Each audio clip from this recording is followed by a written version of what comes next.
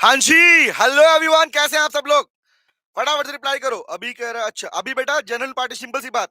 Partnership at will, जहां पर आपके पास में आपका बिजनेस का पर्पस आगे चलने वाला है। नॉर्मल पार्टनरशिप कौन सी होती है?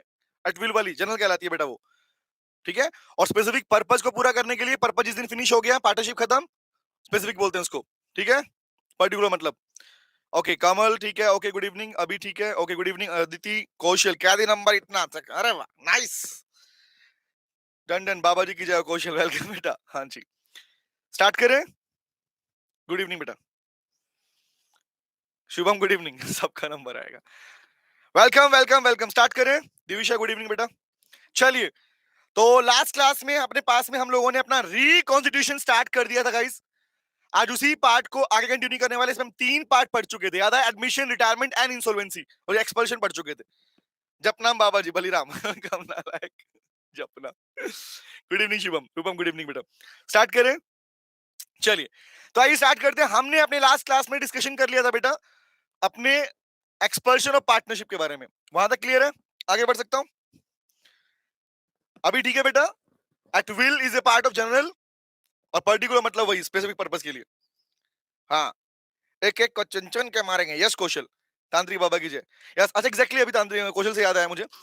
बहुत सारे बच्चों की कॉल रिसीव हो रहे हैं गाइस, सुनना ध्यान से। मैं बता देता हूँ, थोड़ा क्लैरिटी आपको दे देता हूँ चीजों के ऊपर। बहुत सारे बच्चों की कॉल्स आ रहे हैं। व्हाट दे थिंक, मैंने हमेशा आपको याद करो फर्स्ट डे ही अनाउंस किया था कि जो स्पेसिफिक भीष्म बैच अनाउंस किया गया है, उन सब बच्चों के लिए अनाउंस किया जिन्होंने ऑलरेडी पढ़ रखा है। उनको रिवीजन चाहिए। समझ रहे हो क्या बोल रहा हूँ? जिनको रिवीजन की रिक्वायरमेंट है। ऐसे बहुत सारे बच्चे जिन्होंने कंटेंट किया हुआ है, तो उन्हें मोस्ट इंपोर्टेंट कंटेंट, जितना उनका एग्जाम ओरिएंटेड पार्ट जो होता है, जिस एग्जाम इजीली वो क्रैक कर सकते हैं, वो कंटेंट इन बैचेस में अपने पास में हम कवर कर रहे हैं। दैट इज, हम रिवाइज कर रहे हैं। तो कोई बच्चा अगर स्पेसिफिक ऐसा है, मैं बता रहा हूँ, क्लैरिटी दे रहा हूँ। कोई स्पेसिफिक बच्चा ऐसा है जिसने तैयारी स्टार्ट नहीं की है, या वो फर्स्ट टाइम प्रिपरेशन एग्जाम के लिए कर रहा है, I will not recommend revision batch, recommend नहीं करूंगा बेटा आप लोगों को मैं। ठीक है। तो बेसिकली चाहे वो मैथ्स की बात हो, चाहे अपने पूरे कोर्स की बात हो, लेकिन ध्यान रखना, these batches are specifically faster. का मतलब ही क्या है? रिवीजन बैच है बेटा एक तरीके से। तो कंटेंट रिवाइज कर रहे हैं, डिटेल में रिवाइज कर रहे हैं, लेकिन वो पार्ट रिवाइज कर रहे हैं जो स्पेसिफिक उस टॉपिक में इंपॉर्टेंट हमारे पास बनता है। तो कोई बच्चा इस बात में डिफरेंशिएट रखना बेटा, क्योंकि एक्चुअली जो बच्चे प्रिपरेशन कर रहे हैं, पहली बार तैयारी कर रहे हैं, वो बच्चे बेटा अपना जो पेड को प्रीमियम कोर्स है उसी को प्रेफर करें, क्योंकि वहां पर अगर कुछ भी पार्ट छूटा तो दिक्कत है। क्योंकि मैक्सिमम बच्चे जो भी इस बैच को कंटिन्यू कर रहे हैं, वो बच्चे वो हैं जिन्होंने पहले तैयारी कर चुके हैं, एग्जाम दे चुके हैं, एग्जाम रह गया था, रिमेंबर, ये जिन्होंने कोर्स परचेज किया लेकिन रिवीजन चाहते हैं।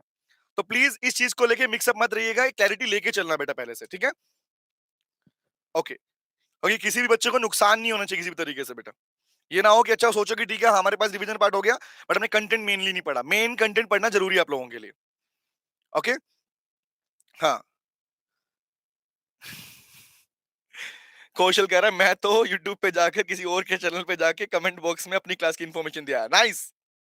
वेरी गुड नालायक। आओ स्टार्ट करते हैं। तो प्लीज मुझे ये कंफ्यूजन दिखाई दिया, कॉल्स आए बच्चों की, तो वो उनको क्लैरिटी में दे रहा हूँ इस बात के लिए बेटा। Specifically all the students basically जो पढ़ चुके हैं, मैंने फर्स्ट डे से बोलता रहा हूँ, जो पढ़ चुके हैं या किसी एग्जाम रह गया था, जो हमारे पेड बच्चे हैं, उनके लिए एक रिवीजन पार्ट है, ताकि जिन्होंने पढ़ा हो उनके लिए रिवीजन इजी हो जाएगा। ठीक है। हाँ चलिए शुभम, नाइस। आइए स्टार्ट करते हैं। तो नेक्स्ट वन इज, बताओ बेटा बताओ। पहला हमने पढ़ा था एडमिशन, क्लियर है? कोई डाउट तो नहीं है इसमें? तो एडमिशन ऑफ पार्टनर, ये क्लियर है? एडमिशन ऑफ पार्टनर क्लियर है? Yes sir. नंबर 2 पे आते हैं। फिर हमने पढ़ा बेटा रिटायरमेंट ऑफ पार्टनर, ये भी क्लियर है? बोल बेटा बोल, जल्दी से बोल, बोल बोल बोल, क्लियर है? Yes sir. फिर हमने पढ़ा अपने पास बेटा कौन सा part? C part, expulsion, which is very very important guys. तो एक्सपल्शन ऑफ पार्टनर, ये क्लियर है? इसमें एग्जाम में क्वेश्चन आया, 6 नंबर क्वेश्चन आया था इसमें बेटा, 6 मार्क्स में क्वेश्चन आया था इसके ऊपर। तो अब हम बात करने वाले हैं अपने बाकी दो पार्ट्स के बारे में। यस, 31, 32, 33 तीन हो चुके हैं, 34 से स्टार्ट करते हैं। बनाओ बेटा हेडिंग और लिखो अपने पास में, नए स्टार्ट करते हैं। Insolvency of partner. The fourth one is A B C D, D के बाद आया A B C D, D part में लिखो, हेडिंग बनाओ, लिखो insolvency of partner, insolvency of partner, insolvency of partner. और स्पेसिफिकली बेटा मैं मेंशन कर दे रहा हूं पहले से, सिलेबस के अंदर या फिर चैप्टर चालू होता है कि कौन कौन सा पार्ट हम पढ़ने वाले हैं उसमें, ठीक है? हाँ जी, रोशनी कोई नहीं, कोई लेट नहीं है, कंटिन्यू करें ऐसे। इसलिए प्लीज बच्चे इसमें अपना डाइवर्ट कहते हैं सिंपल से कंफ्यूज मत होना बेटा, ठीक है। This FASTag batch is revision batch guys, okay. चलिए आइए स्टार्ट करते हैं। The next one is insolvency of partner. Section number कौन सा? Section number 34। अच्छा एक बात बताओ, क्या आप लोग जानते हो क्या मीनिंग ऑफ इंसॉल्वेंसी? पढ़ा था नहीं पढ़ा था, बताया था नहीं बताया था? Tell me. यस अभी नाइस बेटा, रोशनी शुभम करेक्ट है। टेल मी क्या आपको इंसॉल्वेंसी का मतलब पता है, हाँ या ना? Tell me. Very good, a partner is get declared as insolvent after getting the order. Very good Kaushal, exactly हमने लिखा भी था कि नॉर्मली लोग इंसॉल्वेंसी का मतलब ये समझते हैं कि किसी की डेट, किसी के उधार का बर्डन अगर उसकी अमाउंट ऑफ असेट से ज्यादा हो जाए, that person is termed insolvent. लेकिन ये आंसर सिंपल नहीं है, इतना ही आंसर नहीं था। हमने पढ़ा था जब तक भाई किसी का बर्डन, अगर मुझे बताओ, अगर मेरे लोन का बर्डन, अगर मेरे पे लोन है, वो लोन मेरी संपत्ति से ज्यादा हो जाए, क्या मैं इंसॉल्वेंट कहलाऊंगा? या मुझे जब तक कोर्ट ऑर्डर पास नहीं करेगा इंसॉल्वेंसी का, नाइस, जिसका दिवालिया निकल गया वृंदा, वेरी गुड, हाँ जी। रूम इसके बाद हम चालू करें कंपनी एक्ट बेटा। Yes company, yes very good. Court order मिलने के बाद, तो कोर्ट का ऑर्डर कौन सा होता है? तो याद रखना, which one is known as the order of insolvency, answer is order of adjudication. तो लिखते हैं, नोट करते हैं। चलो चलो चलो आ जाओ। तो पहला पार्ट इंसॉल्वेंसी के पार्ट में फर्स्ट लिखते हैं, लिखो इन केस सबका होता पार्टनर, लिखो when any partner, when any partner, लिखो when any partner is declared as, जब कोई पार्टनर क्या होता है? Declared as insolvent. एक बात और समझ लो, टेक्निकल बात बता रहा हूं, ये जो वर्ड है ना, इन वर्ड पे हम ध्यान नहीं देते। कौन से वर्ड? डिक्लेयर्ड, हेल्ड एज, ये क्या होते हैं? The word declared, the word held, what it means? बेटे कोर्ट, कोर्ट जब किसी चीज को पास करता है, ऑर्डर देता है, कोर्ट ने डिक्लेयर किया, कोर्ट ने जजमेंट दिया, दैट इज कॉल्ड डिक्लेयर। ये डिक्लेयर वर्ड जहां मिलेगा, जनरल वर्ड ही नहीं है। अर्सल वेरी गुड, नाइस बेटा। तो क्या बोलेंगे? कोर्ट ने इंसॉल्वेंट डिक्लेयर किया तभी इंसॉल्वेंट कहलाता है वो। तो क्या बोला? When any partner is declared insolvent, कैसे लिखो? बाय पासिंग या after getting the order of adjudication. कब बेटा कब? लिखो आफ्टर गेटिंग। कब क्या मिला उसको? उसे मिला order of adjudication. After getting the order of adjudication, जब उसे क्या मिल जाएगा? Order of adjudication. The word adjudication, judication word is from judiciary, याद है? जुडिशरी बोलता है कोर्ट को। जब कोर्ट से उसे इंसॉल्वेंसी का ऑर्डर मिलेगा तभी वो इंसॉल्वेंट कहलाएगा। लेकिन ये तो हो गया meaning.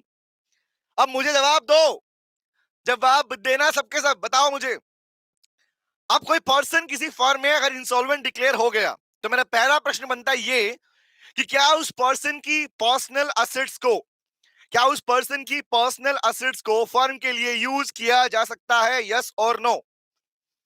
The state of the insolvent, जो इंसॉल्वेंट हो चुका, can be used for the act of the firm after getting the order? Yes और नो?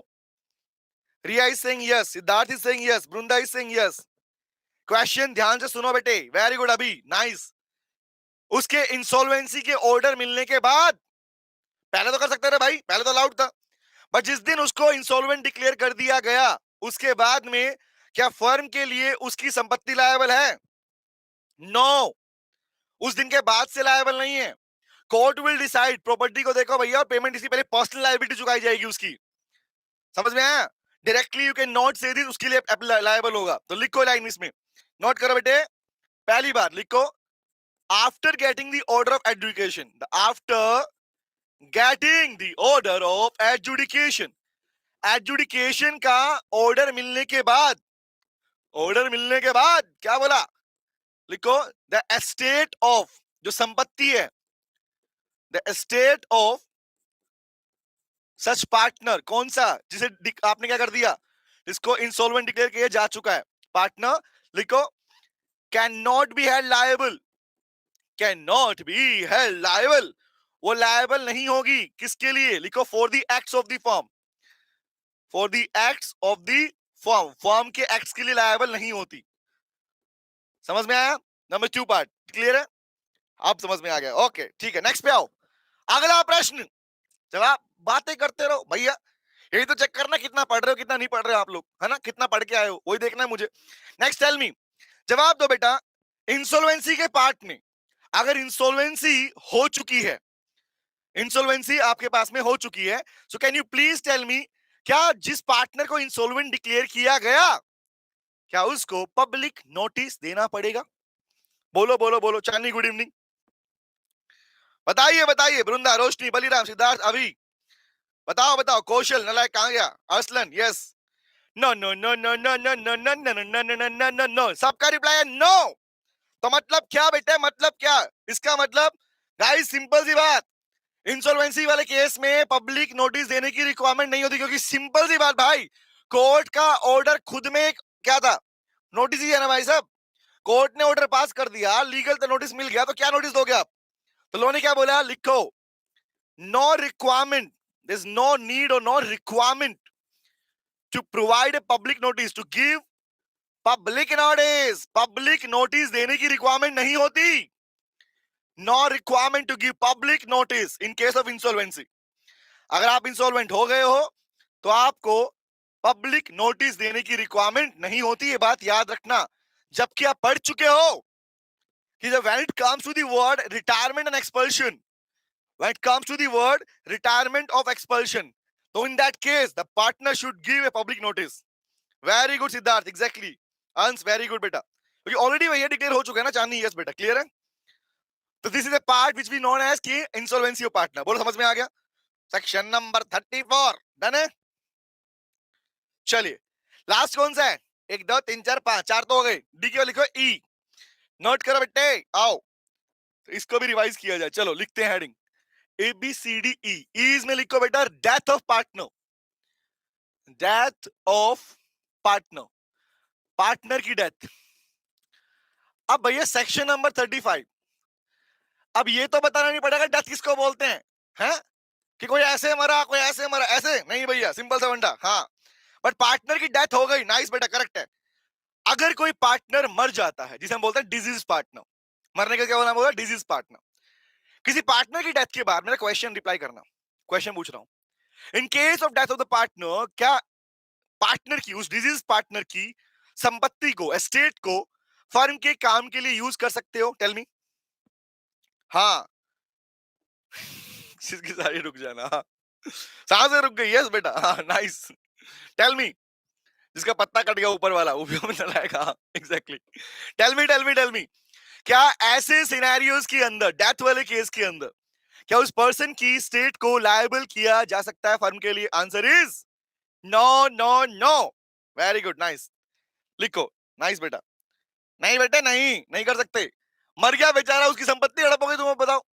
तो लिखो, the estate of the estate of the deceased partner, deceased partner की संपत्ति को, the state of the deceased partner, लिखो, can not be held liable. Guys, can not be held liable, वो liable नहीं होती किसके लिए? For the act of the firm, for the acts of the firm, firm के कामों के लिए वो लायबल नहीं होती। बोलो क्लियर है? डन है सर। हाँ, कोशिश अगर आप बनाया जाए, चलो सर डेथ सर्टिफिकेट बनाते ना लायक। सुनो ध्यान से, अगला प्रश्न रिप्लाई करना, जवाब देना। अगर किसी पार्टनर के मरने के बाद, पूछ रहा हूं, लिखूंगा नहीं पार्ट, सुन लो खाली। किसी पार्टनर के मरने के बाद, हाँ अभी, अच्छा, अगर किसी पार्टनर की डेथ होने के बाद में बाकी पार्टनर चाहें उस फर्म को कंटिन्यू करना, तो क्या वो कर सकते हैं? बताओ बताओ। The business of the firm can be continued by the other existing partner, yes और नो? सिद्धार्थ कह रहे यस सर, बाकी बताओ। Yes sir. Kaushal, yes yes कर सकते हैं, यस कौशल, अभी यस।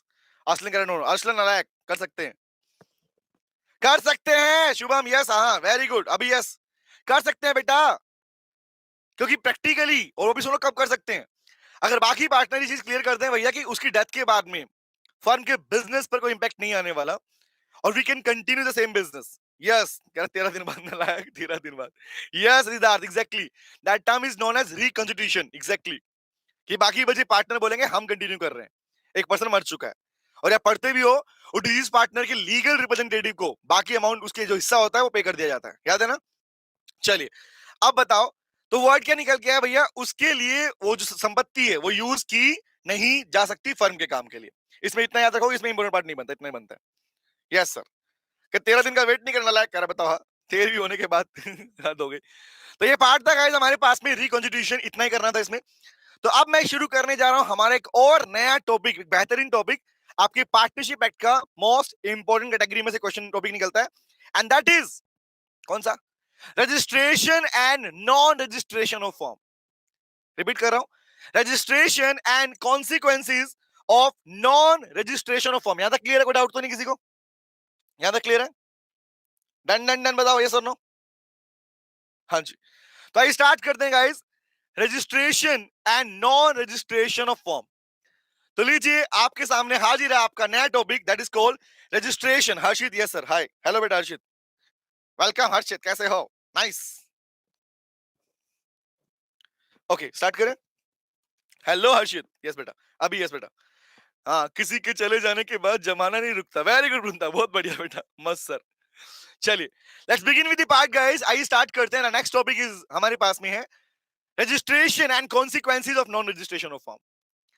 अब ये टॉपिक इंपॉर्टेंट है, मैंने रिकॉल कर दिया, पहले से बोल दिया कि हम वही पार्ट इसमें पढ़ रहे हैं जो मोस्ट इंपॉर्टेंट कैटेगरी है, बच्चों को दिक्कतें आती हैं, तो वही पार्ट अपने बैच में फिर अपने कवर भी कर रहे हैं अपने पास में। तो चलिए स्टार्ट करते हैं गाइस, लिखते हैं अपने पार्ट को। तो पहले बात की जाए थोड़ी सी आप लोगों के साथ में, हम पढ़ रहे हैं registration and non registration of form. तो बताओ बताओ बताओ, क्या ये बात आप लोग जानते हो? यस बेटा, so question section 69 is about the non registration of form, जो हमने पढ़ा भी था हमारे पास में। माय क्वेश्चन, क्वेश्चन सुनो ध्यान से बात बेटा, क्या पार्टनरशिप फॉर्म का रजिस्ट्रेशन करना मैंडेटरी होता है? बताओ बताओ बताओ, पढ़ चुके हैं आप लोग, बताओ, रिप्लाई, पढ़ाई कर रहे हो मुझे पता है, बताओ बेटा, क्या पार्टनरशिप फॉर्म का रजिस्ट्रेशन करना मैंडेटरी होता है? यस और नो? यस अभी बेटा, हाँ जी। अंश बेटा, चैप्टर मैंने पहले से बोला था, डे 1 से बोल रहा हूं, ये बैच स्पेसिफिकली उन सब बच्चों के लिए है जो कहीं ना कहीं से पहले पढ़ाई कर चुके हैं, जो एग्जाम दे चुके हैं, रिमेंबर, ये जिनको जो पार्ट पूरा रिवाइज कर रहे हैं। तो हम किसी भी एक्ट में से वो सारे पार्ट कवर कर रहे हैं जो बेसिकली आपके पास में मोस्ट इंपॉर्टेंट कैटेगरी में आता है, जिसमें बच्चों को दिक्कतें आती हैं। दैट मींस ओवरऑल उसका हम एक पूरा ओवरव्यू ले रहे हैं, मतलब चैप्टर पूरा हो रहा है आपके पास में, बट कंप्लीट रिवीजन हो रहा है बेटा, इन शॉर्ट।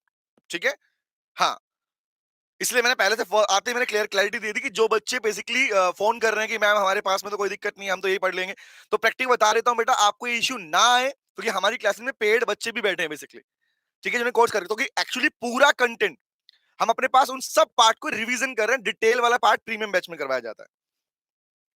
यस बेटा, वेरी गुड, नाइस। हाँ बेटा हर्षित, उसी के लिए, yes, it's for June also, है ना? ठीक है, चलिए चलिए चलिए, हाँ, चलिए स्टार्ट करें। सुनो भाई लोगों, बात करते हैं, समझना। तो लोगों ने रिप्लाई किया नहीं नहीं नहीं नहीं नहीं, it is optional. Guys, exactly guys, partnership form का रजिस्ट्रेशन मैंडेटरी नहीं है, इट इज ऑप्शनल। करवाना है तो करवाओ, नहीं करवाना मत करवाओ। बट लॉ ने यहां पर कुछ स्पेसिफिक वर्ड लिखा है इसको लेके कि यार अगर फॉर्म का रजिस्ट्रेशन मैंडेटरी नहीं है तो क्या है? ऑप्शनल है। ऑप्शन का मतलब क्या है कि करवाना है नहीं करवाना आपकी चॉइस है। बोला अगर नहीं करवाएंगे तो क्या होगा? नहीं करवाएंगे, उसी के ऊपर मेन क्वेश्चन आता है बेटा, that is non registration of form. And I will tell you one thing, सुनना, एग्जाम में एक बार 6 नंबर में क्वेश्चन आया था, सुनना क्या हुआ था, इसलिए बता रहा हूं, क्लैरिटी दे रहा हूं पार्ट के ऊपर। एग्जामिनेशन के अंदर 6 मार्क्स में क्वेश्चन आया था बेटा, 6 नंबर में। वहां पर एग्जामिनर ने पूछा था कि अगर किसी फॉर्म का रजिस्ट्रेशन नहीं होता तो कौन कौन से राइट्स हैं पार्टनर के जो अफेक्ट नहीं होते। और बच्चे पता क्या लिख के आए थे? बच्चे मैक्सिमम स्टूडेंट्स, मतलब हमारे वाले बच्चे नहीं भैया, हाँ अपने वाले भैया, उनको बता रखा, पहले समझा रखा था, बट मैक्सिमम बच्चों जो मुझे रिवर्ट मिला वो ये मिला था कि सर हम लोग लिख के आए कि फॉर्म रजिस्टर्ड नहीं होती तो क्या इंपैक्ट आता है। जबकि दोनों का आंसर अलग है गाइस, क्योंकि रजिस्ट्रेशन ना होने के केस में क्या होगा और रजिस्ट्रेशन होने और ना होने के केस में इंपैक्ट ऑन राइट्स क्या होगा, इन दोनों का मीनिंग अलग है। तो ये एक बहुत बड़ी गलती थी बच्चों की साइड से, तो प्लीज इन टेक्निकल फॉल्ट्स को नहीं करना, इसलिए मैं क्लैरिटी से आपको रिवीजन बैच पढ़ा रहा हूं आपको मैं। ठीक है, आओ बात करते हैं। यस बेटा वृंदा, एग्जैक्टली, चलो तो बात करते हैं गाइस, उसी पार्ट को स्टार्ट कर रहे हैं. This is the most important content of your syllabus of your Indian partnership act. Let's begin with the part registration of form. तो बेसिकली एग्जामिनर ने ना पहली बात तो रजिस्ट्रेशन में क्वेश्चन पूछा नहीं है. उसने जब भी क्वेश्चन पूछा इस पार्ट के ऊपर हमेशा उसने पूछा नॉन रजिस्ट्रेशन ऑफ फॉर्म के ऊपर. जब भी क्वेश्चन पूछा उसने हमेशा नॉन रजिस्ट्रेशन ऑफ फॉर्म पे पूछा, नहीं पूछा रजिस्ट्रेशन के ऊपर. लेकिन फिर भी हमें पढ़ना होता है क्योंकि जब तक हमें रजिस्ट्रेशन नहीं पता होगा हम नॉन रजिस्ट्रेशन नहीं बता पाएंगे. एग्जैक्टली बेटा 59 58 59 वाला पार्ट आता है इसमें. यस, अब सुना ध्यान से, बात स्टार्ट करता हूं. एक फर्म रजिस्टर्ड कैसे होती है, एक फर्म का रजिस्ट्रेशन कैसे होता है. तो पहली बात सुनना, एक फर्म को रजिस्टर करने के लिए पहली बात तो एक बात लिखता हूं, सुनना. फर्स्ट वर्ड क्या निकलेगा बेटा, registration of firm is not mandatory. I can use the word, लिख लो बेटा, नोट कर लो. Registration of firm is optional. Mandatory नहीं है, कैसा है, ऑप्शनल. तो ऑप्शनल तो है बट लो ने साथ ही साथ ये भी लिख दिया but it is desirable. But it is desirable मतलब करवा लोगे तो अच्छा है, ऑप्शन है, बट लोग कहता है डिजायरेबल. अगर नहीं करवाओगे तो कुछ ना कुछ नुकसान ही होगा, फायदा कुछ नहीं होने वाला भाई साहब. तो कैसे होता है एक फर्म का रजिस्ट्रेशन. तो गाइस, फर्म को रजिस्टर करने के लिए जो पार्टनर्स होते हैं, जो पर्संस होते हैं, उन्हें एक फॉर्म, एक डिटेल फॉर्म फिल करना होता है. उन्हें अप्लाई करना पड़ता है रजिस्ट्रेशन का by sending, by deliver to the post, by post, या फिर उन्हें फिजिकल जाके अपना एप्लीकेशन फॉर्म सबमिट करना होता है. पहली बात, क्या होता है इसके अंदर, इस प्रेस्क्राइब्ड फॉर्म के अंदर वो सारी डिटेल्स होती है जो एक फॉर्म के लिए चाहिए होती है. Number one. नंबर टू, वो भी कैसे, फ्री में नहीं, along with the prescribed fee. जो फी होती है उसके साथ में देना पड़ता है. हाँ, सर मैंने आधे की क्लासेस नहीं ली इसलिए मैं 2 में ओल्ड क्लास सारी लेके वापस. ठीक है Bhaskar, no issue, but you can continue from here also बेटा, कोई दिक्कत नहीं आएगी वैसे इसमें. ठीक है, but the new content and new topic part है ना. नाइस बेटा, एग्जैक्टली अभी बेटा. यस, तो सुना ध्यान से बात को. तो पहला काम क्या है गाइस, सारे के सारे to register a form, a prescribed form will be submitted और delivered to the registrar along with the prescribed fee. पहला काम.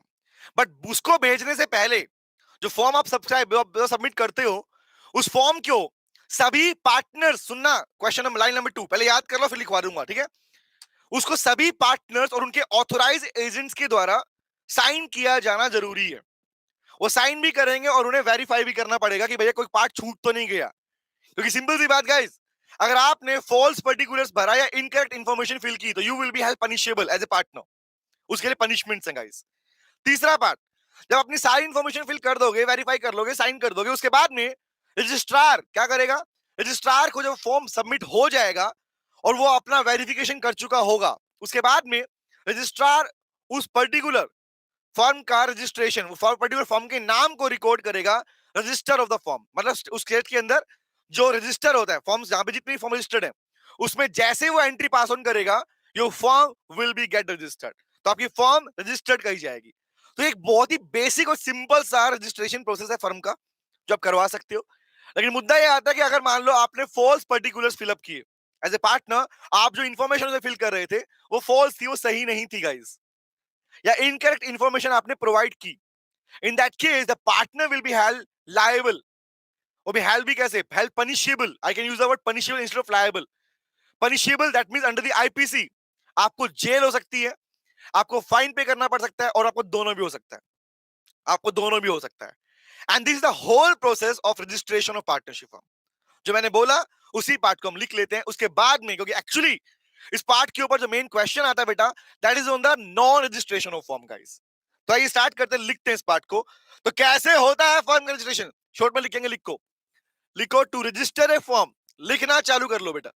टू रजिस्टर ए फर्म, एक फर्म को रजिस्टर करने के लिए लिखो, लिखो ए डिटेल्ड फॉर्म. ए डिटेल फॉर्म मतलब कौन सा, एप्लीकेशन फॉर्म. एक डिटेल एप्लीकेशन फॉर्म जिसमें फर्म के पार्टनर्स की कंप्लीट इंफॉर्मेशन, फर्म के बिजनेस की कंप्लीट इंफॉर्मेशन, कितना पैसा कौन लेके आ रहा है, कितना पैसा लगा रहे हो, कौन कौन पार्टनर का फुल एड्रेस क्या है, वो सब कुछ इसमें मेंशन होता है. एप्लीकेशन फॉर्म लिखो, is to be delivered, is to be delivered और सेंडिंग बाय पोस्ट।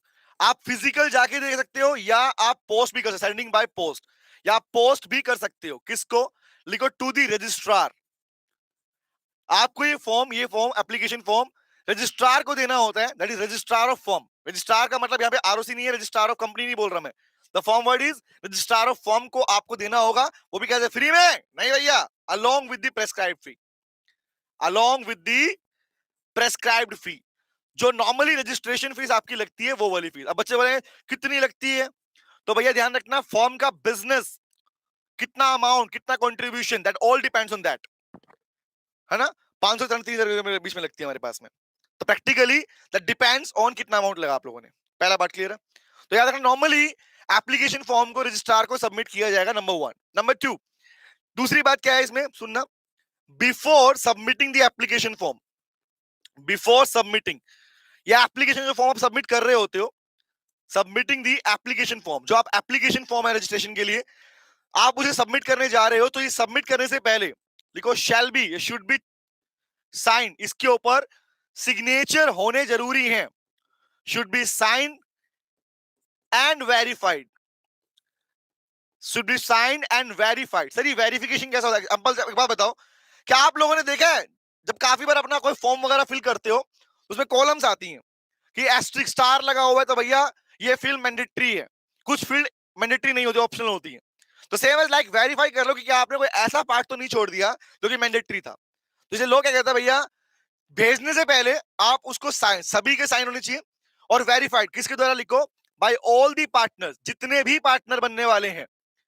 ना सिर्फ पार्टनर गाइस, उन पार्टनर्स के अगर कोई ऑथोराइज एजेंट्स भी हैं, partners and their authorise agents, तो उनके ऑथोराइज एजेंट्स के भी सिग्नेचर इसके ऊपर होंगे।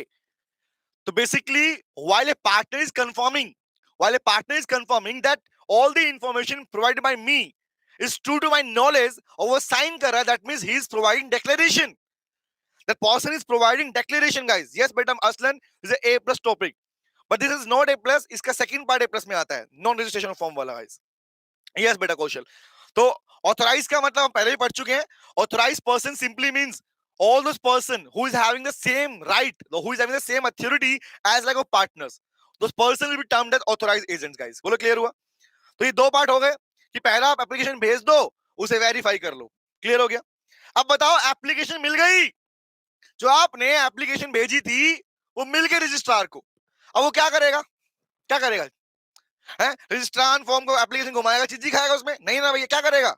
रजिस्ट्रार एक बार एप्लीकेशन मिलने के बाद उसे वेरीफाई करेगा कि सारी इंफॉर्मेशन फिल है या नहीं है, और वेरीफाई करने के बाद में क्या करेगा? फॉर्म के रजिस्ट्रार में, फॉर्म के रजिस्टर ऑफ ऑफिस में, उसमें उसकी एंट्री पास कर देगा।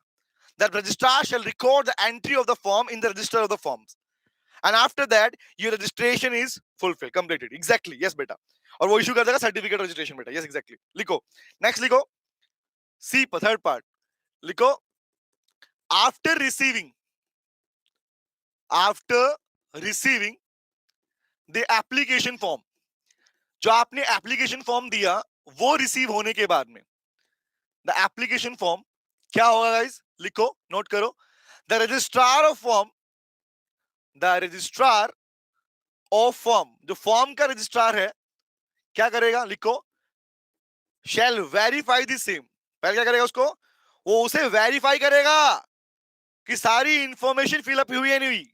अब गलत भर दी वो आपका फॉल्ट है भैया, बट वेरीफाई करेगा कि इंफॉर्मेशन फुल है भी या नहीं है। एग्जैक्टली नाइस असलन बेटा, वेरीफाई द सेम, पहले वेरीफाई करेगा, एंड आफ्टर गेटिंग सेटिस्फाइड, क्या हुआ? एंड आफ्टर सेटिस्फाइड, और जब बाद में वो सेटिस्फाई हो जाएगा कि भैया सब कुछ फिलअप है, क्या करेगा?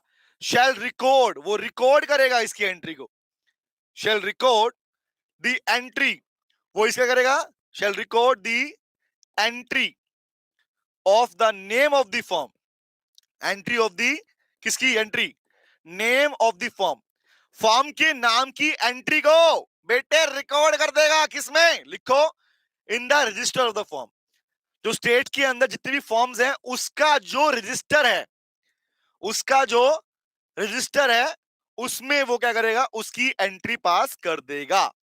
और एक्चुअली दिस प्रोसेस, इसी से आपका रजिस्ट्रेशन हो गया। लेकिन आपको क्या चाहिए, क्या चाहिए आपको?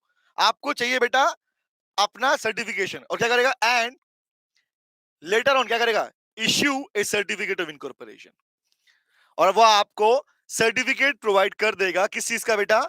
इनकॉर्पोरेशन का। बोलो समझ में आया ये और नो? ये क्लियर है या नहीं है? तो फॉर्म का रजिस्ट्रेशन बड़ा ही इजी है, सिंपल पार्ट है। कंपनी वाले पार्ट में ये डिटेल पार्ट पढ़ते हैं इसके बारे में। यहाँ पे बहुत ही बेसिक हमारे पास में। बोलो क्लियर हो गया? और एग्जामिनेशन में इसके ऊपर क्वेश्चन नहीं आ रहा भाई साहब, लेकिन इससे कनेक्टेड पार्ट ही है आपका नेक्स्ट वाला। जब तक ये नहीं पढ़ोगे वो क्लियर नहीं होगा। समझ में आया क्या बोल रहा हूँ? नाइस, अभी असलन एग्जैक्टली बेटा करेक्ट है। यस कौशल, चले। तो this is the process of registration of form. की सिंपल सी बात रिकॉल भी कर लो, हैंड टू हैंड रिवाइज भी कर लो भैया।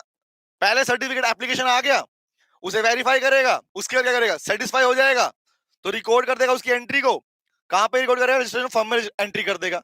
और बाद में आपको एक सर्टिफिकेट ऑफ इनकॉर्पोरेशन प्रोवाइड करवा देगा। And that's it, your form is registered now. This is the point, your form is registered now. लेकिन लेकिन लेकिन अगर किसी क्वेश्चन पूछ रहा हूं, लिखवाऊंगा नहीं, बोल रहा हूं, रिप्लाई करना। अगर किसी पार्टनर ने रजिस्ट्रेशन के इस पूरे पैराग्राफ, इस पूरे प्रोसेस के अंदर कोई भी गलत इंफॉर्मेशन, कोई रॉन्ग इंफॉर्मेशन या कोई फॉल्स इंफॉर्मेशन प्रोवाइड की, तो क्या उसको कोई माफी है क्या? कि कोई बात नहीं भैया, गलती तो होती है, इंसान से गलती होती, क्या हो गया ऐसा? ये बोलोगे कि गलती तो गलती होती, कोई बात नहीं, है ना? भगवान थोड़ी ना, इंसान ही तो गलती हो गई तो कोई दिक्कत नहीं है। Very good, the person will be held punishable. उसको जेल हो सकती है, जेल, इम्प्रिजनमेंट एंड फाइन, और बोथ, दोनों हो सकते हैं। क्लियर हो गया? तो यार ये तो पार्ट हमारे पास में क्या हो गया? रजिस्ट्रेशन फॉर्म में। लेकिन मेनली मैंने क्या बोला? The main part is this guys, ये वाला part. Non registration of form is the most important one in this particular chapter, in this act. Yes बेटा, दोनों हो सकते हैं। यस, तो लिखो बेटा, इसके नोट करते हैं। ये पार्ट है very very very very very very very important. और मैं बता देता हूं पहले से एडवांस में, बच्चे सिर्फ और सिर्फ नॉन रजिस्ट्रेशन पढ़ के जाते हैं कि हमारा पार्ट तो हो गया भैया, जबकि हमने दो पार्ट में इस पर्टिकुलर नॉन रजिस्ट्रेशन वाले पार्ट को आपको दो फेज में पढ़ना होता है। और मैक्सिमम सिनेरियोज में एक ही फेज पढ़ाया जाता है बच्चों को। यस बेटा, क्वेश्चन एग्जैक्टली बेटा, यस। मैक्सिमम सिनेरियोज के अंदर, मैक्सिमम जगह भी मैंने देखा कि बच्चों को सिर्फ एक पार्ट पढ़ाया जाता है, and that is only non registration of form. कि उसको अगर फॉर्म रजिस्टर्ड नहीं है तो क्या कुछ कॉन्सिक्वेंस होंगे, दैट्स इट। जबकि एग्जाम में क्वेश्चन ये आया था कि even if a form is not registered, what are the impacts on the rights of partner, या what are the rights a partner is having। तो पूछा गया था भैया, बेशक फॉर्म रजिस्टर्ड नहीं है, तो पहली बात तो वर्ड देखो, इसको हम दो पार्ट में सीखेंगे। One is the first part is जो हम पढ़ने वाले हैं, पहला पार्ट हम पढ़ेंगे इसके कॉन्सिक्वेंस, दैट मींस डिसएडवांटेज क्या है। अगर प्रैक्टिकली भी सुनना ध्यान से, अगर आप किसी फॉर्म को रजिस्टर्ड नहीं करवाते हो तो उस सिनेरियोज में ऑप्शन है भैया, ऑप्शनल है, करवाओ ना करवाओ, बट पूरा हमारे पास में। हाँ हाँ, अगर फॉर्म रजिस्टर्ड नहीं है तो क्या डिसएडवांटेज है। दूसरा केस हम पढ़ेंगे, ऐसे कौन कौन से केसेस हैं जहां पर नॉन रजिस्ट्रेशन ऑफ फॉर्म से पार्टनर्स के राइट अफेक्ट नहीं होते। मतलब जहां सिंपल सी बात, no effect on rights, no effect on rights of partner in case of non registration. और एग्जामिनर ने 6 नंबर में क्वेश्चन इस पे पूछा था, बच्चे ये लिख के आए थे। तो हम इन दोनों पार्ट को पढ़ने वाले हैं ताकि एटलीस्ट क्लैरिटी रहे कि यार मेरे पास में कोई पार्ट मुझे गलत नहीं होना चाहिए किसी भी हाल के अंदर। चले आइए स्टार्ट करते हैं। बहुत इंपॉर्टेंट है गाइस। हाँ नालायक, पूरा आसमान बना दो नालायक कह रहा, सुनो लिखो, स्टार्ट करते हैं गाइस। तो हम पढ़ने वाले हैं पहला पार्ट, हेडिंग बनाओ इसी के पार्ट में। The first heading is the consequences of non registration. I can use the word disadvantage. कौन कौन से नुकसान है बेलाल? डिसएडवांटेज, कौन कौन से नुकसान है आपको फॉर्म रजिस्टर्ड ना करने के? डिसएडवांटेज ऑफ, लिखो नॉन रजिस्ट्रेशन ऑफ फॉर्म। अगर किसी फॉर्म का रजिस्टर्ड नहीं किया गया, अगर किसी फॉर्म का रजिस्ट्रेशन नहीं हुआ तो क्या कुछ नुकसान है? तो सुनो सुनो सुनो भाई लोगों, सुनना, पहले याद करवाऊंगा फिर लिखवाऊंगा, ठीक है? याद करें, सुनते रहो ध्यान से। वेरी गुड कौशल, याद है तेरे को, नाइस नालायक बेटा, वेरी गुड।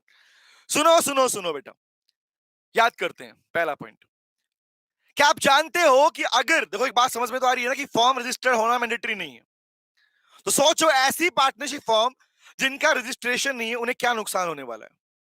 तो पहला नुकसान ये है बेटा कि वो फॉर्म या उसका कोई भी partner, why I am using the word form, it simply means I am talking about all the partner of the form, क्योंकि आप पढ़ चुके हो गाइस, फॉर्म का मतलब combinely the collectively all the partner termed as form.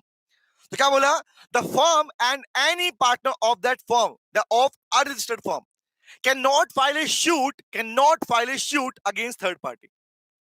आपकी firm या आपकी फर्म का कोई भी पार्टनर किसी थर्ड पार्टी पे केस फाइल नहीं कर सकता, केस फाइल नहीं कर पाएगा। पहला राइट, पहला disadvantage guys, number one. Very good, nice बेटा, करेक्ट है, वाह शाबाश अभियश। नंबर टू, लेकिन थर्ड पार्टी आप पर केस फाइल कर सकती है, आपके पास राइट नहीं है, आप थर्ड पार्टी पे केस फाइल नहीं कर सकते, लेकिन थर्ड पार्टी आप पर केस फाइल कर सकती है। Number two. नंबर थ्री सुनो, अगर किसी थर्ड पार्टी ने आप पर केस फाइल कर दिया, पहले सुनते रहना, किसी थर्ड पार्टी ने आप पर या आपकी फर्म पर केस फाइल कर दिया, और अगर केस की अमाउंट, अगर वो जो केस की अमाउंट है, जो केस में वो क्लेम डिमांड कर रहा है आपसे कि मुझे इतना पैसा चाहिए भैया, अपन को मांगता है, तो जहां पर वो क्लेम जो मांग रहा है आपसे उसकी अमाउंट अगर 100 रुपए से ऊपर की है, मजाक किया लोगों ने यहाँ पे, मजाक सुनो, मजाक क्या है, लोग कहता है भैया, if a third party file a suit against your firm or any partner and if the amount of claim exceeds rupees 100, 100 रुपए से ऊपर की अमाउंट है, then your firm cannot set off, मतलब आप वहां पर उस पर्सन से, उस थर्ड पर्सन से मिलके फुल सेटलमेंट नहीं कर सकते कि आप भैया कोपचे में बराबर कर लेते हैं साहब, आंसर इज नो, वो डिसीजन कोर्ट ही लेगा, आप उससे फुल सेटलमेंट नहीं कर सकते। नंबर तीन। फोर्थ, तो हम कब डाल पाएंगे सर केस, तो सुन लो वो भी लोगों ने दिया है, any partner of the unregistered firm or the firm can file a suit against the third party only after the dissolution of firm, कि जिस दिन अपना धंधा बंद कर लोगे ना, अपनी फर्म बंद कर लोगे, उस दिन डालते रहो केस। तो मजाक नंबर फोर, ये चार मजाक उनके साथ जिनका रजिस्ट्रेशन नहीं होता, इसलिए लोगों ने पहले लिख दिया कि sir registration of firm is not mandatory, it is optional but it is desirable. भाई करवा लो, नहीं करवाओगे तो क्या मिलेगा, नहीं करवाओगे तो you will bear some disadvantage, तुम्हें कुछ नुकसान होंगे, नुकसान होंगे और वो झेलते बैठो, वो हम ये पढ़ने वाले हैं। चार मैंने बोले, यही चार आपको इसमें लिखने हैं, इसके बाद में चालू होगा हमारा इफेक्ट वाला पार्ट। तो फर्स्ट लिखे, हाँ जी सर, वेरी गुड, क्लियर हो गया, yes, can not set of नहीं कर सकते, वेरी गुड बेटा, वेरी गुड। तो सिविल का मतलब ये है बेटा हमारे पास में, अभी आगे क्रिमिनल एक्शन ले सकते हैं, ध्यान रखना, लेकिन अभी ये लिखते पहले। तो फर्स्ट लिखो guys, number one, not the first disadvantage, I can use the word, I can frame the word की consequence of non registration, you can use the consequences of non registration of firm। क्या कुछ consequence है firm के registration ना होने के, तो first लिखते हैं, नोट करो। हाँ, यस बेटा, सच में मजाक, बेटा मजाक क्यों, नालायक, कहां गया तू शुभम, शुभम बेटे, तुझे क्या लगता है जहां पर लो हमें बाउंड कर रहा है भैया, तुम्हें फॉलो करना होगा, तुम्हें फॉलो करना होगा, यू नोट करने पूरे क्वेश्चन मार्क ऑन लो, वहां पर लो हमसे मजाक कर रहा होगा, बता। ये तो वही बात हो गई कि मेरे पास लाइसेंस नहीं है, डॉक्यूमेंटेशन नहीं है, गाड़ी चलाऊंगा, पुलिस वाला मिलेगा, बोलूंगा मजाक कर रहा है क्या, वो बोलेगा साइड में लगा चालान काटूंगा, मजाक कर रहा है क्या, है ना। एक बोल के देखना, जब कोई चालान काटे, चालान काटना है तो बोला ओ मजाक कर रहा है क्या, नालायक। अभी नहीं, ऐसा नहीं, अभी समझाया क्या नालायक, अभी अभी मैंने बोला है, खाली समझा रहा हूँ पार्ट को one by one, step by step. तो लिखो, फर्स्ट पे लिखते हैं, नोट करते हैं, समझाऊंगा, फर्स्ट लिखो, बोलो याद भी हो गया, बताओ, कर ये समझ में नहीं आया, बताओ फर्स्ट क्या था, बताओ क्या क्वेश्चन, अब पूछूंगा क्वेश्चन, रिपीट करना, एग्जांपल देना। हाँ जी, पहला, हाँ जेल नहीं जाना मुझे, शुभम कह रहा। फर्स्ट लिखो, क्या अनरजिस्टर्ड फर्म का कोई पार्टनर या फर्म केस फाइल कर सकती है थर्ड पार्टी पे, आंसर इज नो। तो लिखो, लिखो एनी पार्टनर, एनी पार्टनर और दी फर्म, जब हम फर्म वर्ड लिख रहे हैं इसका मतलब talking about all the partner, any partner और दी फर्म, लिखो can not file a suit, can not file a suit, बेसुरी आवाज में गाना लिखो, can not file a suit against the third party, against the third party, third party पे कोई भी केस फाइल नहीं हो सकता, नहीं कर सकते, लो ने आपको राइट दिया ही नहीं है, ये राइट दिया ही नहीं अगर फर्म रजिस्टर्ड नहीं है तो, ध्यान रखना, नॉन रजिस्टर्ड फर्म है। नंबर 2, हाँ जी, हाँ हाँ, क्वेश्चन लगा नहीं कह रहे। बी पार्ट, क्या कोई थर्ड पार्टी केस फाइल कर पाएगी? बोलो, याद है नहीं? अभी पढ़ाया, बोला मैंने अभी। क्या थर्ड पार्टी आपकी फर्म या आपके किसी भी पार्टनर पर केस फाइल कर सकती है? कर सकती है, तो लिखो, but third party, A third party can file a shoot, एक थर्ड पार्टी केस फाइल कर सकती है, can file a suit, can file a suit against the firm. Third party चाहे तो आप पे केस फाइल कर सकती है अगेंस्ट दी फर्म या उसके किसी भी पार्टनर के ऊपर, और एनी पार्टनर। तो बोलो, दो बातें याद रहेंगी। तो दो डिसएडवांटेज तो ये रहे बेटा, कि थर्ड पार्टी आप पे केस फाइल कर सकती है, उसको मना नहीं किया गया, और डालेगी, तुम नहीं डाल पाओगे, लेकिन can not file shoot. Done है? हाँ, पक्का हो गया। नेक्स्ट पे आओ। हाँ, चलो नेक्स्ट इज अब ये जो थर्ड लिख रहा हूं ना, this is important guys. Examiner चाहे ना तो वो सेग्रीगेट करके इस पे क्वेश्चन पूछ सकता है, और ये बात मैं फर्स्ट डे से बोल रहा हूं, पता है ना, कि लॉ में ये नहीं है कि आपसे एग्जामिनर ये पूछेगा explain the disadvantage of non firm, कभी नहीं पूछता भाई साहब, नहीं पूछेगा। इतने इजी क्वेश्चन एक्सपेक्ट मत करना इंस्टीट्यूट से। समझ रहे क्या बोल रहा हूँ? ये बस तभी इजी क्वेश्चन वाला पार्ट तभी आया था जब आपका फाउंडेशन लॉन्च हुआ था स्टार्टिंग में, वहां पर पाया था 5 नंबर क्वेश्चन कि right the exception of no consideration no contract, सीधा पूछा गया था। उसके बाद से कभी सीधा क्वेश्चन नहीं आया। तो एग्जामिनर क्या कर सकता है, वो सुन लो ध्यान से, वो किसी भी प्रोविजन को उठा के आपसे केस स्टडी क्वेश्चन बना के पूछ सकता है बेटा, है ना। शुभम कह रहा है सर सबको पता होता है तो वो क्यों करता है? शुभम बेटा, सबको पता नहीं होता तभी दिक्कतें होती हैं समझा? क्योंकि सब लोग लो नहीं पढ़ते बेटा, है ना। जबकि लो को, जब एक बात बताओ, सोच के देखो, जब लो देश में मैंडेटरी है, जब प्रैक्टिकली लॉ में ये बात लिखी गई है कि भैया each and every person should have the knowledge of the law of the land, जहां आप रहते हो वहां की नॉलेज होना आपके लिए मस्ट है, तो इसका मतलब ये होना चाहिए ना कि आपकी स्कूलिंग पार्ट में भी, आपके बाकी फेजेस में भी आपको लॉ पढ़ाया जाए।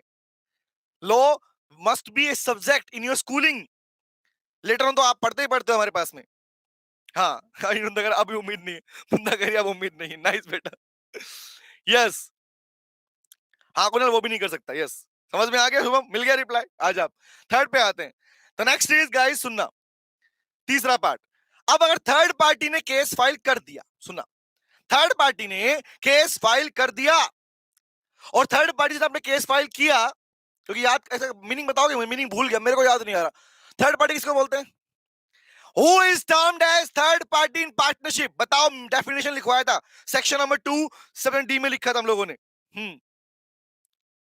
सर आपके कारण लो में पढ़ने में एंजॉय होता है, यश, क्योंकि बेटा तुम्हारे अंदर एंजॉयमेंट भरा पड़ा है, मैं सिर्फ निकाल रहा हूं तुम्हारा एंजॉयमेंट, या नहीं कर सकती। तो court will decide what will be the next step.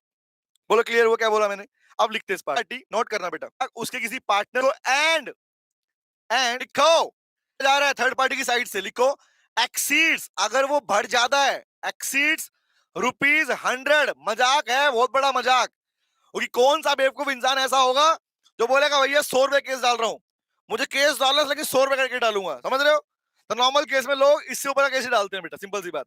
तो बोला इफ द थर्ड पार्टी जो केस डाला, इफ क्लेम एक्सीड ₹100, तो लिखो the firm can not having the right to set off, लिखो द फर्म, जो फर्म है, can not set of.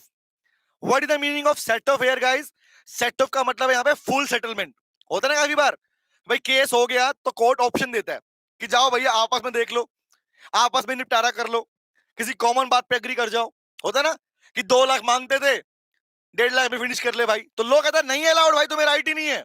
Law ने क्लियरली डिनाई कर दिया गाइस कि अगर केस फाइल हुआ और केस की क्लेम की अमाउंट 100 रुपए से ऊपर की हुई, तो फर्म के पास में सेटलमेंट करने का राइट नहीं होता, फर्म सेट ऑफ नहीं कर सकती। बोल अभी बेटा क्लियर हुआ? बाकी बताओ, डन है? हाँ, क्वेश्चन सबका लैग हुआ है, मेरा लैग हुआ बेटा, लैग हो गया था क्लास में, तभी बोल रिप्लाई क्यों नहीं रहे तुम लोगों के। अब ठीक है, कौशल चेक करना बेटा, क्लास लैग किया, मुझे पता ही नहीं चला भैया। हाँ,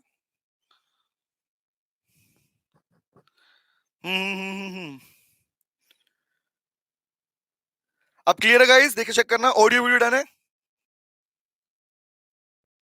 ऑडियो वीडियो क्लियर है गाइस? कौशल रिप्लाई करो, रोशनी, शुभम, वृंदा, यश, अभी, बोलो बोलो बोलो बोलो। ओके ओके ओके, ठीक है, ऑल गुड दिविशा, यस ठीक है। टेल मी, पूछूं दोबारा, पूछूं, लास्ट पॉइंट रिपीट करूं? दोबारा देख लो बात ध्यान से, लास्ट प्रोविजन दोबारा देख लो, सुनो। तुम लोगों की पार्टनरशिप फर्म थी, सुनना क्वेश्चन है मेरा, है ना? अच्छा लैग हुआ था, सॉरी मुझे याद ही नहीं, मैं देखा चेक नहीं किया। तो पॉइंट है गाइस, आप लोगों की पार्टनरशिप फर्म थी, सुनना, आगे बढ़ते हैं। तो आप लोगों की एक पार्टनरशिप फर्म थी, मैं था थर्ड पार्टी, मैं तुम्हारा कस्टमर, मैं तुम्हारा कोई क्लाइंट था फर्म का, ठीक है? सुनना, आप सुनना, रिप्लाई करना, क्वेश्चन पूछ रहा हूं, this a question from my side, reply करना। आप लोगों की पार्टनरशिप फर्म थी और मैंने आप लोगों की फर्म पे केस फाइल कर दिया, केस फाइल कर दिया, कोई आपने नुकसान किया मेरा, और मेरा नुकसान का जो मैंने केस फाइल किया वो मैंने डाला 1 लाख रुपए का, कि मैंने क्लेम डाल रखा है सर मुझे 1 लाख का नुकसान हुआ है इनकी फर्म की वजह से, और इनकी फर्म है नॉन रजिस्टर्ड, अनरजिस्टर्ड फर्म इनकी, तो मैंने आप पे केस फाइल किया 1 लाख रुपए का। तो क्वेश्चन इज, क्या तुम अगर, मैंने एक थर्ड, मैं कौन हूं तुम्हारे लिए? थर्ड पार्टी, तो तुम्हारी फर्म अगर के लिए मैं अगर थर्ड पार्टी और मैंने केस फाइल किया 1 लाख रुपए का, that mean if the amount exceed 100 rupees, तो बहुत छोटी अमाउंट है, तो 100 से ऊपर केस 1 लाख, तो भैया ठीक है। Now please tell me guys, reply करना, क्या उस सिनेरियो में, क्या उस केस के अंदर, क्या उस केस के अंदर, जवाब देना, आप अगर चाहो कि मुझसे फाइनल सेटलमेंट कर लो, फुल सेटलमेंट कर लो किसी अमाउंट पर, कि 1 लाख छोड़ो 80,000 ले लेकर खत्म कर, क्या तुम अलाउड है? क्या आप लोग केस डलने के बाद ये फाइनल सेटलमेंट कर सकते हो? क्या लॉ ने आपको अलाउ किया है? आंसर इज नो, नहीं किया भाई साहब। You are not having a right to make full settlement out of the court, अब कोर्ट ही डिसाइड करेगा कितना मिलेगा मुझको। बोलो क्लियर हो गया? अभी डन है, आप समझ में आ गया, नाइस, यस वेरी गुड, असलन करेगा, माधव वेरी गुड बेटा, नाइस, कौशल, अंश, माधव, शुभम, रोशनी, तुषार, ऑल क्लियर सर, ठीक है, डन है। आई थिंक फिर लैग करके लग रहा है मुझे, हाँ, ये आई थिंक कुछ ग्लिच आ रहा है बेटा यूट्यूब में, आई थिंक सो, कोई ग्लिच चल रहा है। हाँ, कोप चक्के के गो, 100 तक के कोप में लेके आओ, हाँ, nice, done done done, now clear sir, clear है। तो ये फोर्थ पार्ट, थर्ड पार्ट हो गया, फोर्थ लिखते हैं, लिखो एक और लिखो, क्या बोला था मैंने बताओ? तो इसका मतलब तो सर ये हुआ कि बेचारे भोले भाले पार्टनर के पास राइट ही नहीं है, बताओ। अगर तुम्हारी फर्म है अनरजिस्टर्ड, तो क्या इसका मतलब मैं ये मान लूं कि तुम्हारी फर्म या तुम्हारी फर्म में कोई भी पार्टनर केस फाइल नहीं कर पाएगा, ना तो आपस में ना ही थर्ड पार्टी पर? क्या ये माना जाए? तो कर पाएगा तो कब कर पाएगा? टेल मी, सोचो, क्या ये मान लूं कि तुम्हारी फर्म या तुम्हारी फर्म का कोई भी पार्टनर केस फाइल नहीं कर पाएगा? हाँ मान लो, कब कर पाएगा फिर? तो लोगों ने मजाक किया, एक बहुत प्यारा मजाक किया। लोगों का पहला मजाक गाइस ये है, लोग कहता है भाई साहब केस डालने का राइट है, बट जब फर्म बंद हो जाए तब। Very good, only after the dissolution of firm guys. Madhav बेटा वो अलग है, क्रिमिनल एक्ट आपके नेक्स्ट पार्ट में आता है, वो उसमें पढ़ेंगे हमारे पास में, impacts where the firm is registered और नॉट, वो राइट्स कॉमन रहते हैं माधव, उस पर्टिकुलर सेगमेंट में लिखा जाता है उस पार्ट को, क्योंकि वो क्रिमिनल केस वाला राइट दोनों फर्म के पास होता है बेटा, रजिस्टर्ड भी अनरजिस्टर्ड भी बेटा, इसलिए उसको अलग लिखा जाता है। तो इसलिए मैंने बोला था कि इस पार्ट को गलती से मिक्स मत कर देना सेकंड पार्ट के अंदर, जो हम पढ़ते हैं ना नॉट राइट, तो मैंने कहा था ना बच्चे लिखते हैं और उनको पढ़ाया जाता है, वही दोनों पार्ट को साथ पढ़ लेते हैं, कि डिसएडवांटेज भी पढ़ लें और यही पढ़ लें, रिमेंबर, क्योंकि दोनों पार्ट अलग अलग फेज में आते हैं बेटा। हाँ, यस बेटा, क्लियर हो गया? यस बेटा, हाँ जी, आईपीसी पार्ट।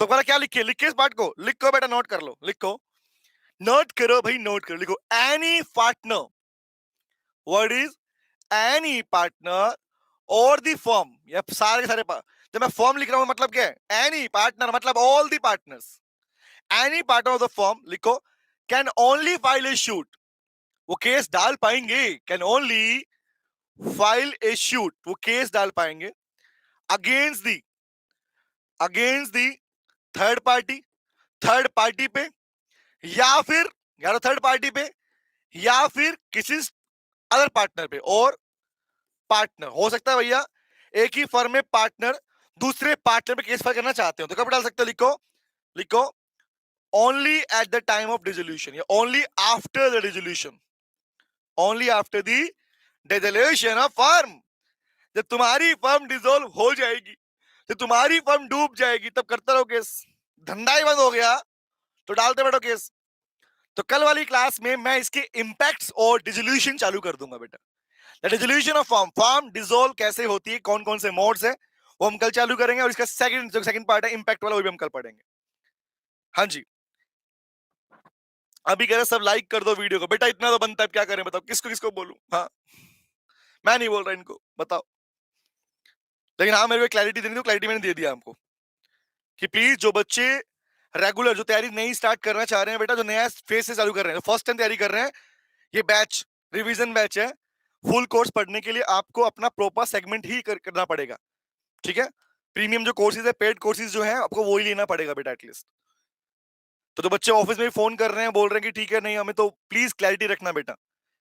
वो बच्चे गो फॉर द कोर्स, ताकि एटलीस्ट तुम्हारा डिटेल पार्ट वहां पे हो सके। ये रिवीजन पार्ट पे इस पे करा रहा हूं मैं आपको, ठीक है। हाँ, कौशल चिल्ला चिल्ला के बता रहा हूं सबको, प्लानर लायक।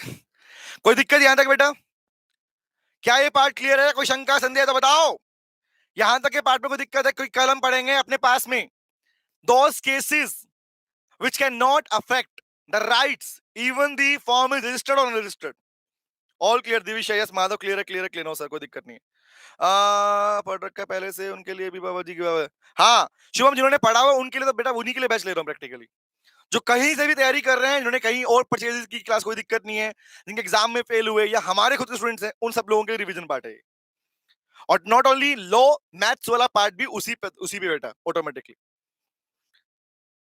क्योंकि ये प्रॉपर्ली फिजिबल नहीं है ना कि पूरा कोर्स हम यहाँ पे प्रैक्टिकल लाइव में उसमें करें ना, डिटेल में जाएं उसके अंदर। लेकिन इतना है जितना यहाँ पे होगा वो पूरा डिटेल के अंदर होगा, ठीक है। तो see in the next class guys, तब तक के लिए गाना गाओ। कौन सा गाना हमारा? कौन से भाई भाई गाना गाना का? कौन सा? Very good. हाँ, कौन सा? यस बाबा जी आपकी जय हो। Thank you Shubham. मेरी जय मत बोल, तुम्हारी जय ना लाइक को। हाँ, सबके पकड़ कर लाओ यहाँ पर, नहीं मारे तो मार। कौशल नालायक। गाइस मिलते हैं नेक्स्ट क्लास में। बाय बाय और टाटा, सी यू अगेन। कल फिर मिलेंगे तेरे मेरे नैन। बाय बाय बेटा, take care, bye, see you. Nice, अरे वाह, दिल खुश कर दिया बेटे। बाय बेटा, टेक केयर। मोमो वाले बाबा की जय। कौशल नालायक, तू करेगा फेमस दोबारा से। यस बेटा, thank you very much. Hello बच्चों, कैसे हैं आप? मैं CA संतोष कुमार। मैंने और मेरी टीम ने डिसाइड किया कि जो क्वालिटी एजुकेशन मैं और मेरी टीम एक पर्टिकुलर एरिया में प्रोवाइड कर रहे हैं, उसको पूरे देश में क्यों न फैलाया जाए at the reasonable cost, under the brand name of COC education private limited. मेरे बच्चों, इस सक्सेस को हमने पाया, कॉमर्स के स्टूडेंट्स किसी भी कोर्स के हो, वो पूरे ऑल ओवर इंडिया में बैठ के हमारे कोर्सेज से बेनिफिट ले रहे हैं या ले चुके हैं। हमें जो दूसरों से अलग करता है वो है हमारा डेली डाउट सेशन। हमारा जो एकेडमिक इंस्ट्रक्टर टीम है, आपके कॉन्टिन्यूस आपके ग्रोथ पे वो नजर बनाए रखता है और आपको कॉन्टिन्यूस बेसिस पे मोटिवेट करना आपको स्टडी के लिए। मेरे बच्चों, कुछ रिव्यूज पूरे ऑल ओवर इंडिया से आए हैं, मैं चाहता हूं कि वो आपसे शेयर करूं। This is Komal Mishra of class 11. I am Rishik, preparing for CA Foundation. Hello, my name is Vanshika and I'm doing CA Intermediate. Ayaz from Bihar, student of COC since class 11th and now in foundation. I have purchased my CMA Intermediate from CSC Education. Hi everybody, this is Rahul. I am currently pursuing the CMA finals. मैंने YouTube पर पहली बार तो sir का class देखा, उनके पढ़ाने का तरीका मुझे बहुत ही पसंद आया। Very thankful to Santosh sir. He is really a very nice teacher. अगर मैं संतोष सर के टीचिंग स्टाइल के बारे में बात करूँ तो आपको महसूस ही नहीं होगा कि आप वीडियो क्लासेस में बैठो, आप लाइव क्लासेस में बैठो। Santosh sir has cleared all my doubts and he gives a very तगड़ा concept over accountancy. Thanks to COC, my concepts are pretty clear, my doubts get clear right away and I'm even able to score a good mark. इसलिए मैं संतोष sir का दिल से thank you so much कहना चाहता हूँ। आइए आप भी हमारे साथ ज्वाइन करें और सक्सेस के पाथ पे आप भी हमारे साथ अपने सपनों को पूरा करें। थैंक यू बच्चों।